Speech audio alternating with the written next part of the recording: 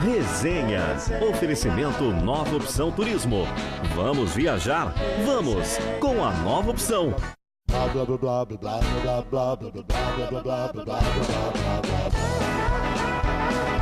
Resenha. Resenha. Resenha.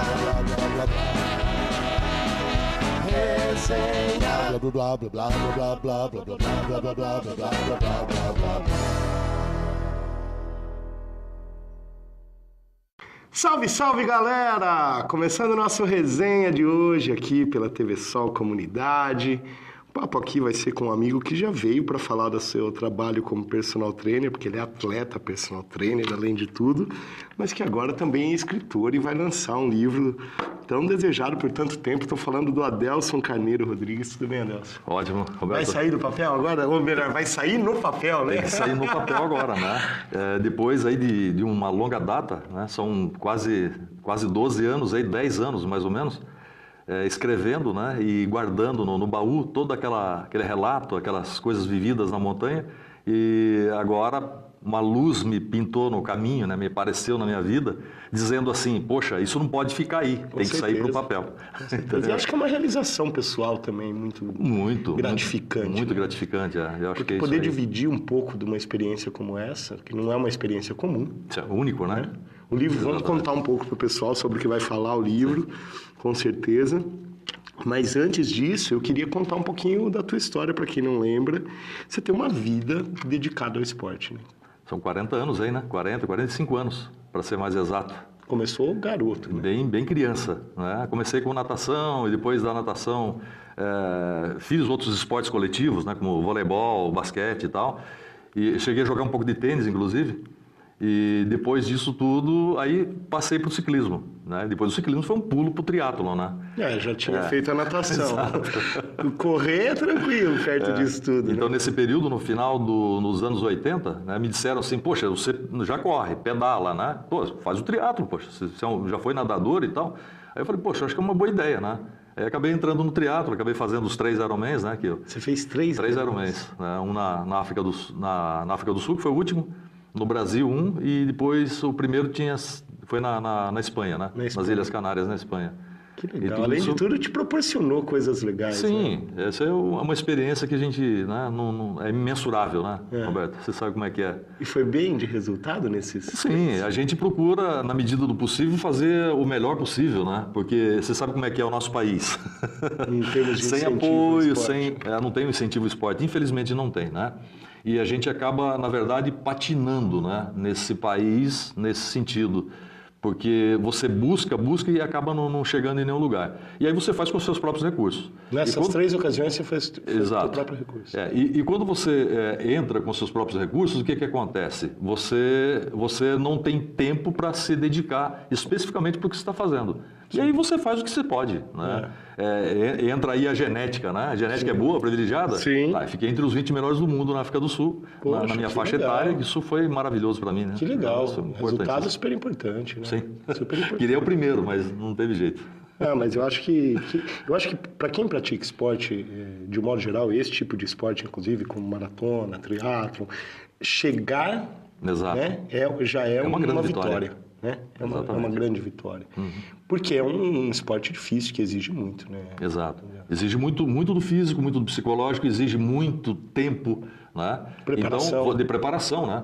A preparação para o Ironman, por exemplo, são 7 horas de treinamento diários. 7 horas. Então, horas. como é que você vai trabalhar, gente?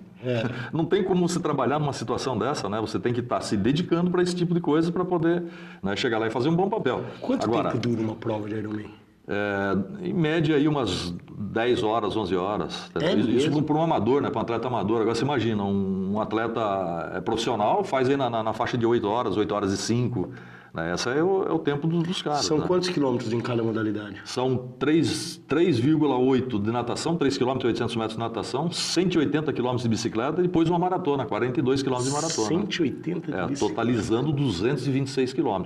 Né? O meu tempo é de 12 horas e pouquinho. Entendeu? Esse é o dia inteiro competindo, não é completando, é competindo. Isso, sem parada. Sem parar, absolutamente.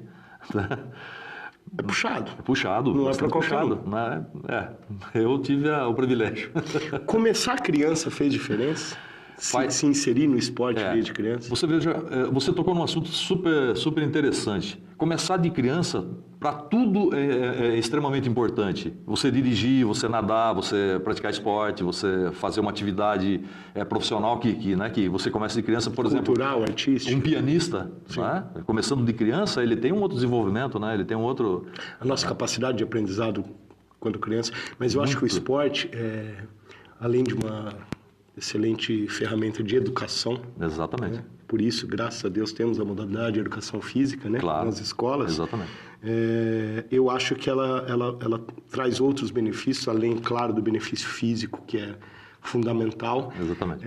Mas a questão de disciplina e outras coisas que vêm inseridas dentro do esporte. Em alguns esportes tem toda uma questão de respeito. Por exemplo, nas artes marciais, isso é muito pregado. Né? Maravilhoso. Eu acho que o esporte, de um modo geral, só faz bem, né? Exatamente, bem, né? exatamente. Claro que a gente sabe que o esporte de alta competitividade, de alto rendimento, traz algumas coisas como lesões, esse tipo de coisa, que faz parte... Sim.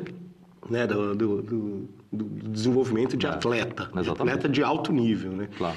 Mas, de certa forma, os benefícios superam muito mais. E muito, né? Hoje, para você ter uma ideia, né, no Brasil, o governo brasileiro ele não dá atenção para o esporte. O que acontece? Nós temos os jovens hoje todos perdidos na droga.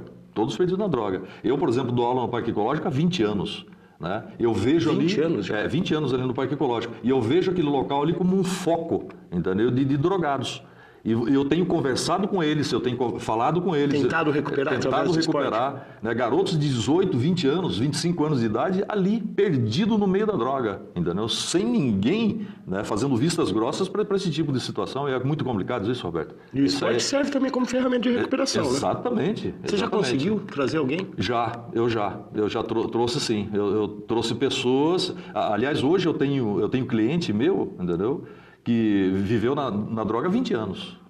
20 anos no meio da cocaína, do pior da droga, né? E hoje é uma pessoa que cuida da sua saúde, é um esportista, entendeu? E se recuperou, né? Porque o esporte traz isso, né? Traz essa coisa, esse benefício, né? Para o organismo, para a cabeça principalmente, e aí o cara vai se inserindo dentro da sociedade de novo como um sujeito normal, na verdade. Então é isso que acontece. E o bichinho do esporte, quando pica, ele não sai Ficou, não tem como. Ainda bem, né? Ainda bem, exatamente. Ainda bem, porque eu acho que o esporte é algo que...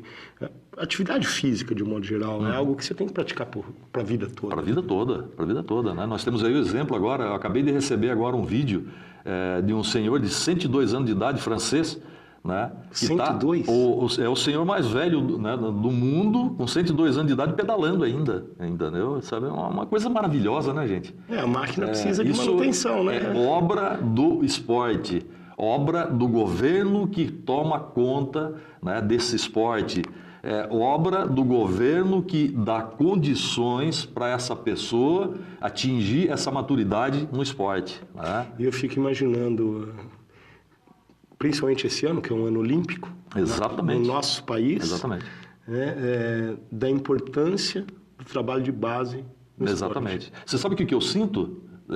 Exatamente nesse momento que nós estamos vivendo de um momento olímpico, que o Brasil não tem nada de esporte. Porque se preocupa muito com o legado do que vai ficar, de estrutura e tudo mais, que isso é importante também, é claro, ter uma estrutura adequada para se praticar atividade física, o esporte de um modo geral é fundamental, principalmente para o esporte profissional. Exatamente.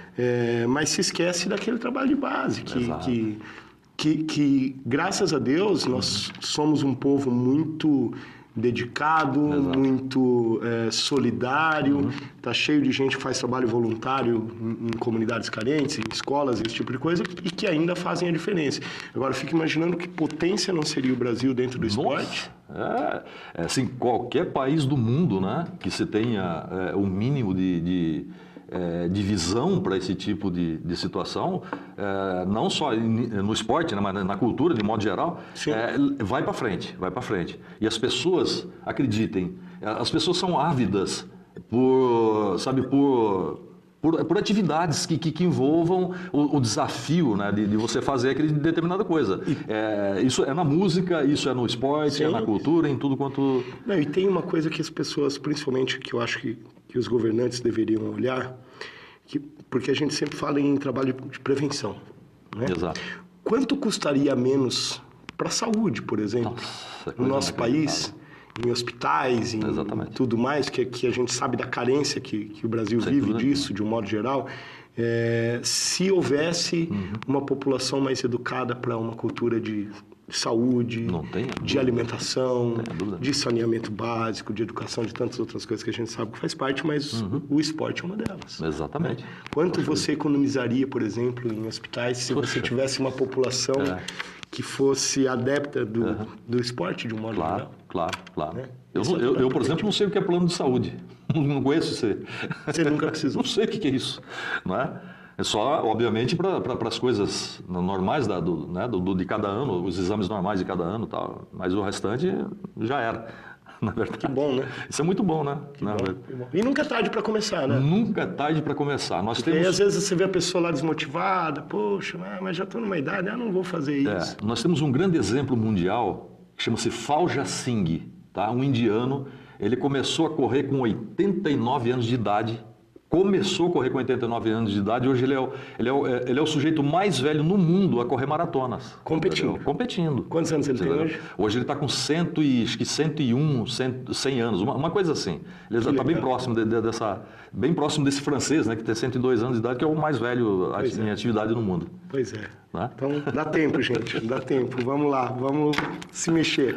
Delcio, vou chamar intervalo rapidinho. Na volta a gente vai falar do livro e da tua experiência aí com a escalada, né? Entre outras coisas que você já fez, mas vamos falar bastante do livro. Tá certo.